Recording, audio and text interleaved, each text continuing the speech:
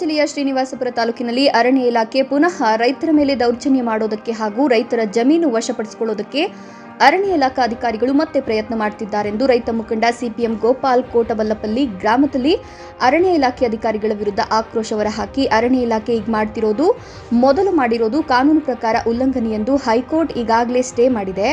ಅರಣ್ಯ ಇಲಾಖೆ ಮೇಲೆ ಸುಪ್ರೀಂ ಕೋರ್ಟ್ನಲ್ಲಿ ಕೇಸು ದಾಖಲಾಗಿದೆ. ಅದನ್ನು ಗಮನ ಹರಿಸಬೇಕು. ಅರಣ್ಯ ಇಲಾಖೆಗೆ ಪರಿಸರ ಕಾಪಾಡಬೇಕು ಎಂಬ ಕಾಳಜಿ ಇದ್ರೆ ಬೆಂಗಳೂರಿನಲ್ಲಿ ಪರಿಸರ ಹಾಳಾಗಲಿದೆ ಎಂಬ ಕುರಿತು ಕಳೆದ 15 ದಿನಗಳ ಹಿಂದೆ ಕೇಂದ್ರ ಸರ್ಕಾರದ ಪರಿಸರ ಇಲಾಖೆ ವರದಿ ನೀಡಿದೆ. ಬೆಂಗಳೂರು ನಗರದಲ್ಲಿ ರಿಸರ್ವ್ ಫಾರೆಸ್ಟ್ 6,600 ಎಕರೆಯಲ್ಲಿ ಈಗಾಗಲೇ ಕಟ್ಟಡಗಳನ್ನು ಹಾಗೂ ಮನೆಗಳನ್ನು ನಿರ್ಮಾಣ ಮಾಡಿದ್ದಾರೆ.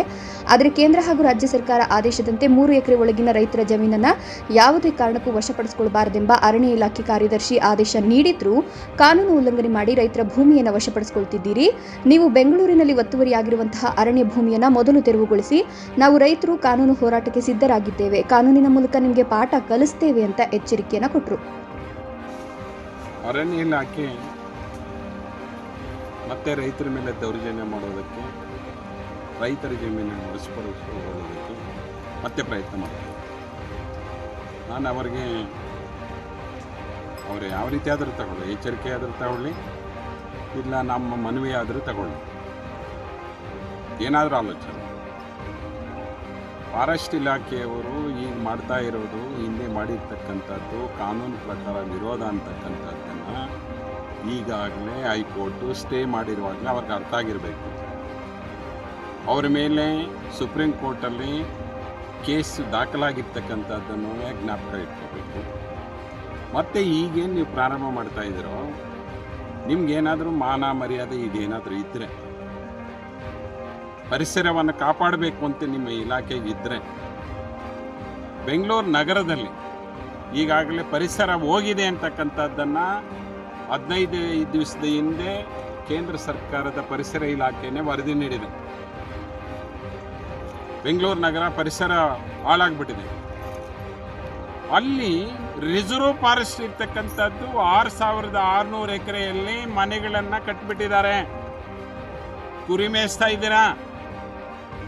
ನಮ್ಮ ರೈತರ ಜಮೀನನ್ನು ಹಿಂದೆ ಕೊಟ್ಟಿರ್ತಕ್ಕಂಥ 3 ಎಕರೆ ಒಳಗಡೆ ಇರ್ತಕ್ಕಂಥ ರೈತರ ಜಮೀನನ್ನು ಮುಟ್ಟಬಾರ್ದು ಅಂತ ಕೇಂದ್ರ ಮತ್ತು ರಾಜ್ಯ ಸರ್ಕಾರಗಳಿರುವಾಗ ಫಾರೆಸ್ಟ್ ಸೆಕ್ರೆಟರಿ ನಿಮಗೆ ಸರ್ಕ್ಯುಲರ್ ಕೊಟ್ಟಿರ್ತಕ್ಕಂಥ ಸಂದರ್ಭದಲ್ಲಿ ಅದನ್ನು ಪರಿಗಣಿಸದೆ ಕಾನೂನನ್ನು ಉಲ್ಲಂಘನೆ ಮಾಡಿ ನೀವು ರೈತರ ಜಮೀನನ್ನು 3 ಎಕರೆ ಒಳಗಡೆ ಇರ್ತಕ್ಕಂಥ ರೈತರ ಜಮೀನನ್ನು ವಶಪಡಿಸ್ಕೊಳ್ತಾ ಇದ್ದೀರಾ. ನೀವು ಮನುಷ್ಯರ ಪಶುಗಳ ನಿಮ್ಮ ತಾಕತ್ತಿದ್ರೆ ಅಲ್ಲಿ ಉಪಯೋಗಿಸ್ರಿ.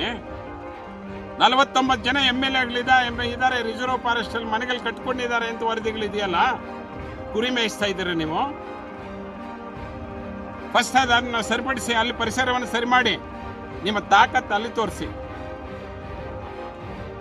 ಇಲ್ಲಿ ನಮ್ಮ ರೈತರು ಈಗಾಗಲೇ ಮಾಹಿತಿ ಹಾಕಿದ್ದಾರೆ.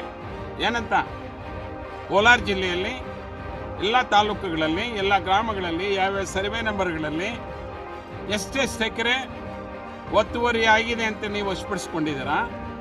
ಒಂದು ಕಡೆ ನೀವು ಹೇಳ್ತೀರಾ 1,200 ಎಕರೆ ಅಂತೇಳಿ, ಇನ್ನೊಂದು ಕಡೆ DFOನೇ ಹೇಳ್ತಾರೆ 2,500 ಎಕರೆ ಅಂತ.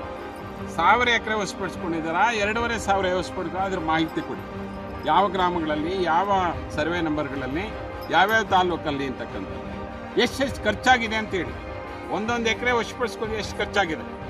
ನಿಮ್ಮ ಫಾರೆಸ್ಟ್ ಸಿಬ್ಬಂದಿಯನ್ನು 200 ಜನ 300 ಜನ ಕರೆಸಿದ್ದೀರಲ್ಲ, ಅದಕ್ಕೆ ಎಷ್ಟು ಖರ್ಚಾಗಿದೆ ಅಂತೇಳಿ.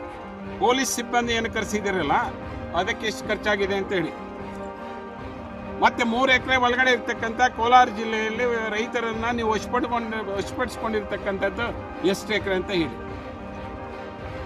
ಕಾನೂನು ಉಲ್ಲಂಘನೆ ಮಾಡಿದಿರಾ ಇಲ್ವಾ ಅಂತೇಳಿ. ಗೋಮಾಳದ ಜಮೀನನ್ನು ಕೋಲಾರ ಜಿಲ್ಲೆಯಲ್ಲಿ ಎಷ್ಟು 1,000 ಎಕರೆಯನ್ನು ನೀವು ಒತ್ತುವರಿ ಮಾಡಿದ್ದಾರೆ ಅಂತಕ್ಕಂಥ ಮಾಹಿತಿ ಕೊಡಿ. ಗೋಮಾಳದ ಜಮೀನನ್ನು ನಿಮ್ಗೆ ಮಂಜೂರು ಮಾಡೋದಕ್ಕೆ ರೆವಿನ್ಯೂ ಇಲಾಖೆಗೂ ಅಧಿಕಾರ ಇಲ್ಲ. 1966 ರೆವಿನ್ಯೂ ಆಕ್ಟ್ ಪ್ರಕಾರ, 97 ರೂಲ್ ಪ್ರಕಾರ ನಿಮಗೆ ಗೋಮಾಳ ಜಮೀನು ಮಂಜೂರು ಮಾಡೋಕ್ಕಾಗಲ್ಲ. ಯಾವ ರೀತಿ ಮಾಡಿಸ್ಕೊಂಡಿದ್ದೀರಾ, ಯಾವ ರೀತಿ ಕಾನೂನು ಉಲ್ಲಂಘನೆ ಮಾಡಿದ್ದೀರಾ. 23,000 ಎಕರೆ ನೀವು ಡೀಮ್ಡ್ ಫಾರೆಸ್ಟ್ ಅಂತೇಳಿ ರೈತರು ಈಗಲೂ ಬಿತ್ತಕ್ಕಂಥ ಶ್ರೀನಿವಾಸಪುರ ತಾಲೂಕಲ್ಲಿ 23,000 ಎಕರೆ ನಮ್ಮದು ಫಾರೆಸ್ಟ್ ಇಲಾಖೆದು ಇದೆ ಅಂತ ಹೇಳ್ತೀರಲ್ಲ, ಅದು ರಿಸರ್ವ್ ಫಾರೆಸ್ಟಾ ಇಲ್ಲ ಡೀಮ್ಡ್ ಫಾರೆಸ್ಟಾ? ಯಾವ ವರ್ಷದಲ್ಲಿ ಯಾವ ಸರ್ಕಾರ ಯಾವ DC ನಿಮ್ಗೆ ವಶಪಡಿಸ್ಕೊಂಡಿದ್ದಾರೆ?